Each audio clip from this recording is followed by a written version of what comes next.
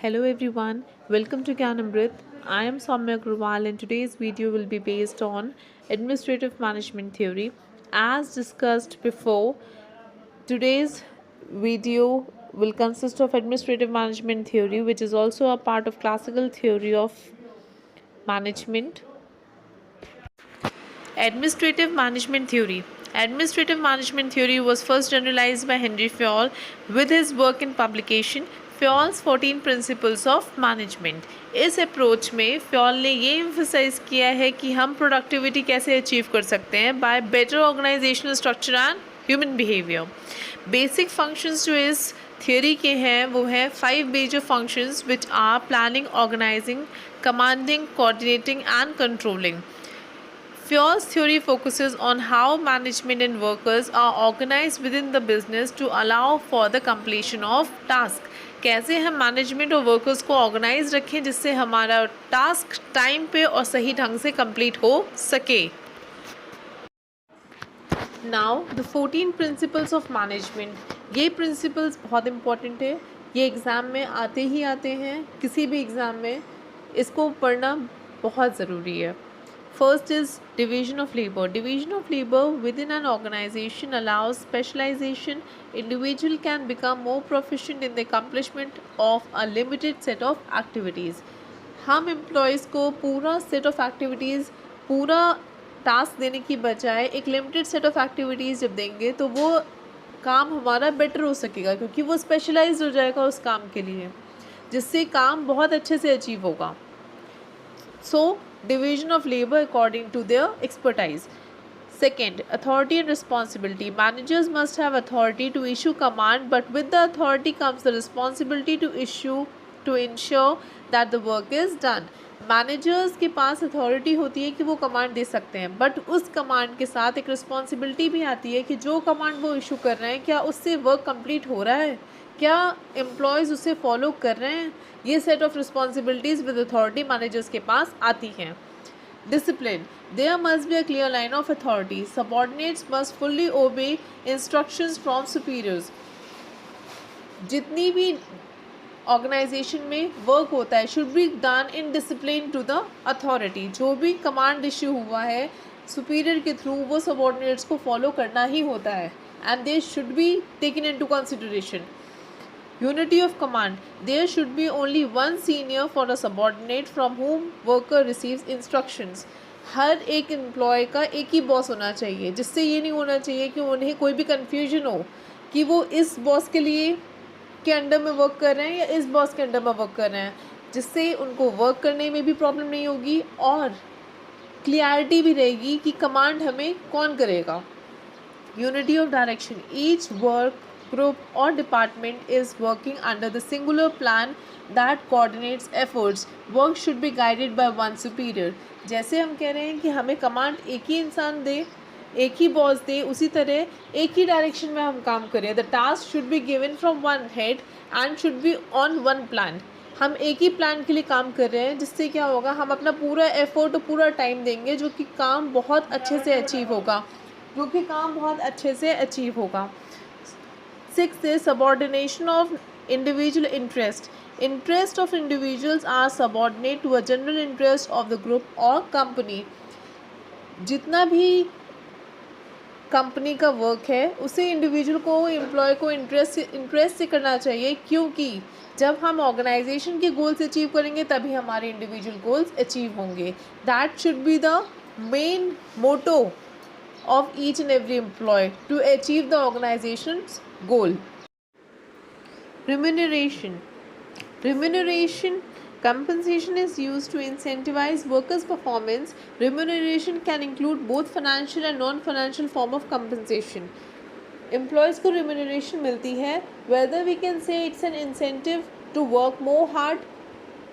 Remuneration दो ways की होती है, whether it is on monetary terms, that is for financial grounds, or whether it is non-monetary terms that can satisfy social, psychological and emotional needs of the employees. Eighth is centralization and decentralization. Decision making should be either centralized, management makes all decisions, or decentralized, employees also make decisions. Centralise का मतलब है there is one boss, जितने भी decisions लिए जाएंगे वो एक head के अंडर लिए जाएंगे और सारे डिसीजंस वही देगा। There is one authority. But decentralisation के अंदर होता है कि देयर आर डिपार्टमेंटल हेड्स, हर हेड अपने कमांड्स इशू करता है, जिससे कि एक लोड, जो रिस्पॉन्सिबिलिटी का लोड होता है अथॉरिटी का, वो एक इंसान पे नहीं पड़ता, डिपार्टमेंटल हेड्स हो जाते हैं। Different heads issue command to the employees. तो इस तरह से एम्प्लॉयज़ भी मेन अथॉरिटी के साथ डिसीजंस देते हैं। Line of authority. 9th, scalar chain. Hierarchy should be followed from top to middle to lower. जितने भी कमांड्स इशू होते हैं वो from top to middle to lower आते हैं, और जो भी वर्क डन होता है अकॉर्डिंग टू दैट कमांड्स वो lower to middle to top जाता है।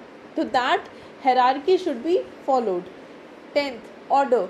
There must be well defined rules and standards for the work environment and work responsibility. Rules and regulations जो भी एक ऑर्गेनाइजेशन के अंदर हैं वो आपको फॉलो करने हैं। जिस भी तरीके से कमांड इशू होते हैं, जिस भी तरीके से वर्क परफॉर्मेंस देनी होती है वर्क इन्वायरमेंट के अंडर में, that is to be followed. Equity. The organisation must be run based on the fairness. This makes employees to work in combination of kindliness and justice. It is said कि जब workers organization fairly work करेगा, it will give equal opportunity to all its employees, then workers भी fairly work करेंगे और work in justice achieve होगा। Stability of tenure. Here loyalty of employees means a lot to the organization on one part, and on the other the organization should also allow employees learn their responsibilities. On one hand, employees should not leave the organization. जल्दी employees भी loyal रहें अपनी job के लिए, इसलिए जल्दी job ना छोड़ें, और ऑर्गेनाइजेशन भी उन्हें पूरा टाइम दे कि वो अपनी रिस्पॉन्सिबिलिटीज़ जो ऑर्गेनाइजेशन के लिए वो कर रहे हैं वो उनको समझ सकें और सीख सकें। Initiative. Managers must promote initiatives by allowing employees to create plans and carry them out. Managers को employees को promote करना चाहिए कि वो plans बनाएं और उन्हें act कर सकें अपने आप से भी। ऐसा नहीं है कि सब चीज़ें under command हो। इससे क्या होता है, जब ज़्यादा restrictions impose होती हैं तो work उतना नहीं आ पाता, output उतना achieve नहीं होता है। इसलिए there should be given a little initiatives to create the plans and carry them out. 14th and the last principle is spirit the corps, establishing a sense of belonging within the organization and creates a sense of unity and morale. जब organization और employees के साथ साथ काम करेंगे तो there will be a sense of belonging, जिससे उन दोनों में unity होगी, and when there will be a unity between the employees and the organization, the work will be achieved on better grounds. Morality बढ़ेगी काम की और वर्क भी अचीव होगा in a better form. Fiols 5 functions of management. These are the most important 5 functions of management. Planning में क्या है? Planning is the technique of looking ahead to future needs. What the organization is meant to achieve by analyzing the environment of the organization. ये सब planning में आता है. When we set up the objectives, establish the goals of the organization, तो वो planning में आता है. Organizing means dividing the task. Here comes 3 heads. First is dividing the task, मतलब division of labor. Then we say grouping up of jobs. Grouping up of jobs means departmentalization. And then the third is assigning authority and responsibility, means delegation of authority. So organizing means organizing the task, dividing it up, grouping the jobs, and then assigning to a particular person. Directing or commanding. Commanding, here the third function refers to instructing, guiding, counseling, motivating and leading the employees to perform the particular work. Fourth is coordinating. Coordinating refers to bringing all the activities of the organization and integrating all the functions therein. जितनी भी activities perform हो चुकी हैं सारे functions में, उन सबको integrate करना comes under coordinating. Fifth is controlling. Controlling means comparing the actual performance and expected standards and goals to take corrective actions. क्या डिफरेंस रह गया between actual performance and expected performance, और उसके लिए करेक्टिव स्टेप लेना. वो controlling में आता है. So this was the end to the administrative theory of management given by Henry Fayol. In the next video, we will be discussing about the bureaucratic theory of the classical theory of management. If you like the video, please like, share and comment. In the comment section, any improvements needed, तो please बताएं. We'll be working on it. Thank you. Hope you enjoy learning.